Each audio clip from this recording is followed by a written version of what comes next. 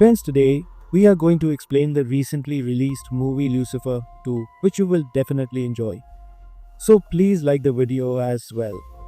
Let's begin the story. So at the start of the movie, we are informed that there are only two groups dominating the world at that time, the first being Trade, who are extremely dangerous individuals, while the second group is Lucifer Nexus, and not much information is available about where these people operate from. Now after this we are shown a scene from 2002 where riots had erupted between Hindus and Muslims. Then some Muslim people leave their homes to save their families and go to the head of the place, who was a Hindu. They say that after speaking with all the given people, I will put an end to this riot, so you should rest here tonight. There we see that the head sister's son Munna was also there watching all this. At this point, when everyone is resting, the same rioters arrive there, and first of all their leader Balraj kills the chief, which was actually his death.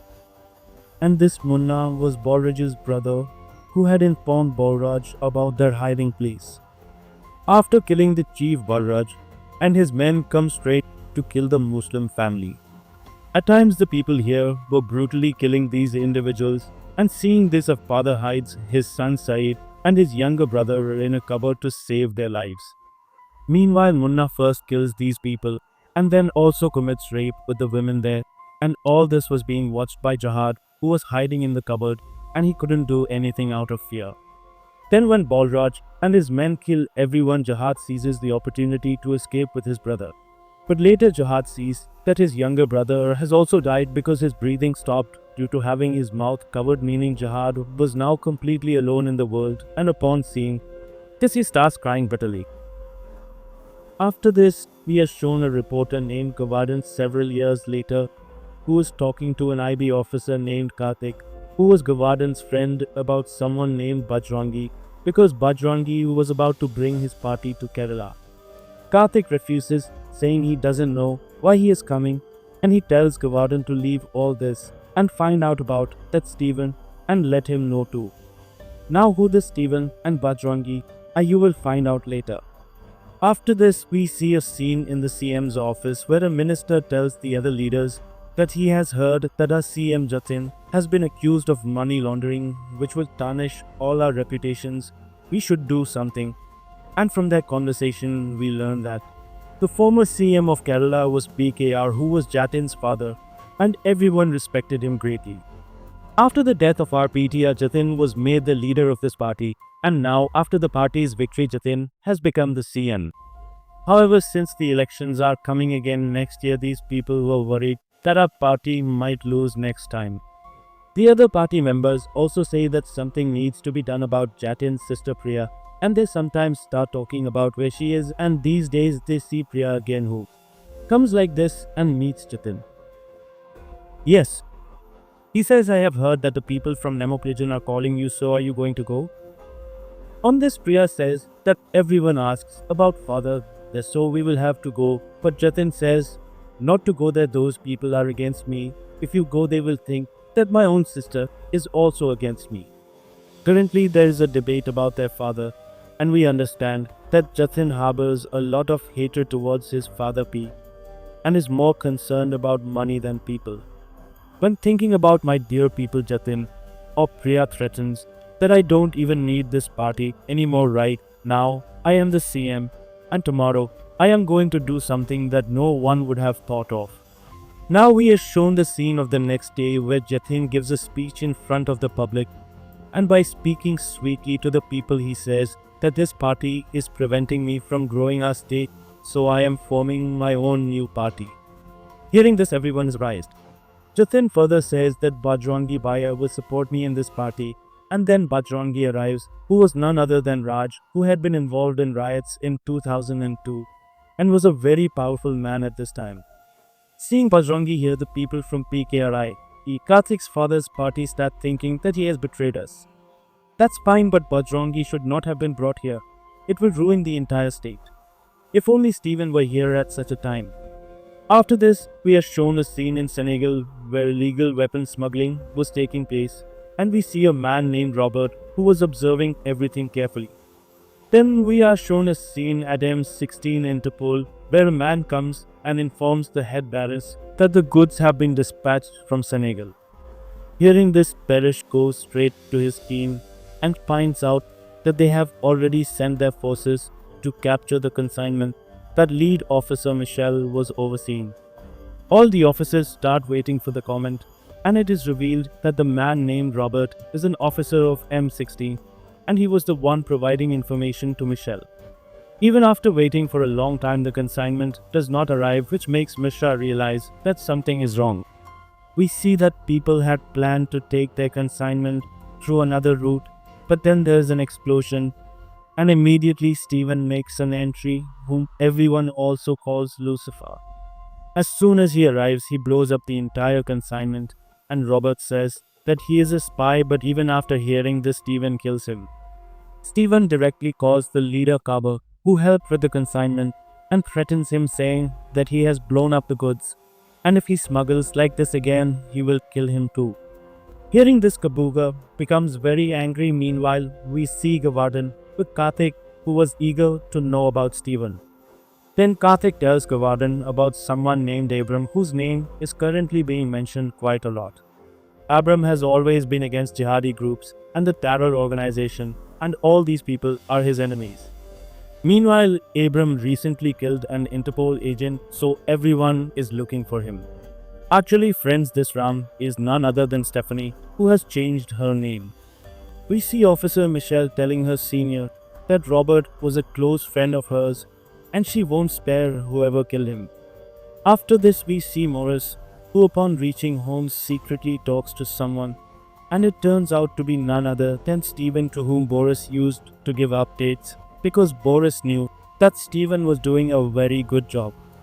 After this, we see Stephen talking to Kabuga, who says to him that he wants to make a deal with him, so he should reach the address he has provided.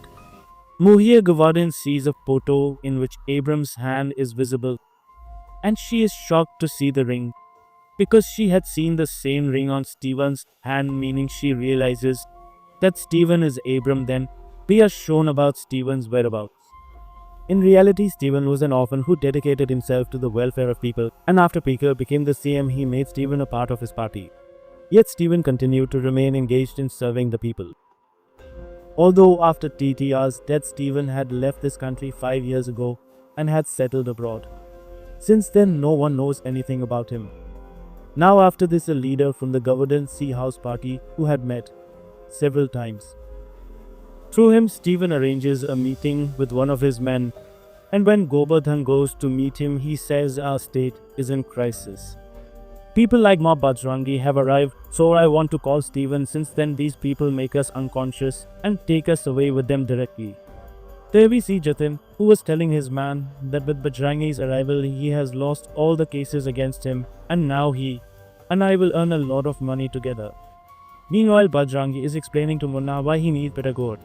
Actually, there are 2 container terminals here, and illegal goods can be easily supplied from here, which is why Bajrangi had his eye on this state. Here, Stephen meets Gavardhan and asks why he wanted to meet.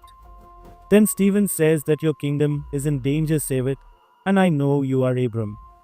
Hearing this, Stephen starts laughing. Meanwhile, we see Jatin, who was talking about Stephen, saying that it is better if Stephen stays away from our kingdom. Hearing this, Karthik, who is sitting there, asks why everyone is so afraid of that Stephen, to which Jatin explains that he is a kingmaker, and with his words he can even topple the government, so even Bajrangi might not be able to harm him. And I will also get trapped with him. After this, we see Michelle. As soon as the information was received that Abram is coming to Iraq for one day, she thinks of capturing him. Meanwhile, Gavardhan calls Karthik and tells him that I have found out something about Stephen, that he is going to Iraq. After this, we see that to capture Abram, Michelle along with her team arrives at the place where Abram was supposed to come. In a little while, Abram arrives and he looks directly into the cameras that Michelle had set up. In fact, it was Stephen's plan to show his face to these people.